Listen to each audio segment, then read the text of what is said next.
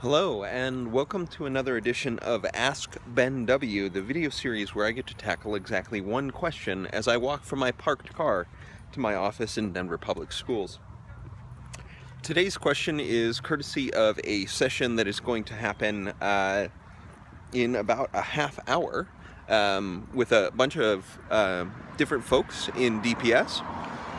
We've gotten together about 6 or 7 times this year. We call it the DEPLA Collaborative. And at the beginning of the session, we're going to ask this question, so I thought I'd do the same on my walk-in. What is the difference between agency and advocacy? Now, we talk a lot about student agency or even adult learner agency, being able to make choices about your learning and all that kind of good stuff. But a lot of times, and this was something that a colleague Brandon Peterson brought up, we're actually talking about advocacy. We're actually talking about advocating for a particular outcome. And so, I spent a good deal of time this morning thinking about those differences. And agency really, for me, boils down to understanding what you need and then making discrete and specific and intentional choices in order to get what you need. That agency is really about the choice making. It is about having a very specific understanding of yourself. It is about really being and sort of owning the learning that you are about to embark on, and what it is that you can do to make choices for a specific or make specific choices for that learning. Now, advocacy is sort of two different things. One is advocacy can be done on someone else's behalf, right? I am an advocate for someone else. And I think that that's actually the most common form of advocacy is I am advocating for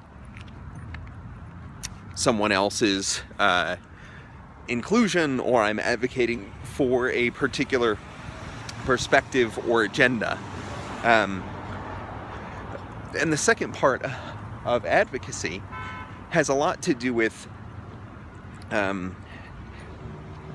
making sure that you are sort of steadfast, and you have a specific outcome, specific agenda that you are trying to win or to make happen. Whereas agency doesn't necessarily have that specific outcome.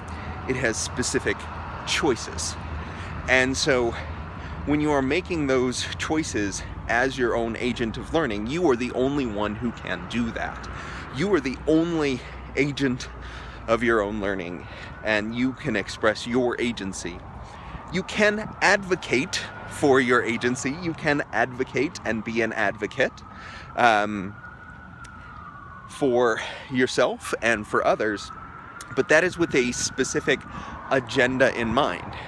You can be an advocate for agency, which is really interesting when you are saying my agenda is to advocate for the ability to make choices, to make decisions for my learning, to understand myself, right? And so I think that this distinction is really important because agency is sort of agnostic of a particular agenda. It is simply, I want to make choices. I want to make my own choices for my learning. I would like to be, in some measure of control over the way in which I learn. Whereas advocacy is much more specific in nature. And I can be a social justice advocate. I can advocate for many different types of or many different agendas. But agency really is just that ability to make those choices. So it was important for me to consider when we are talking about advocacy and when we are talking about agency. And that distinction is important to me because I want agency to be apolitical. I want agency to be something that we can all get behind. And although I want to advocate for it, and I want people to advocate for a particular perspective, agency should exist agnostic of that. It should be held separate. And so that's my thinking on advocacy versus agency. We get to explore it a little bit more in about a half hour.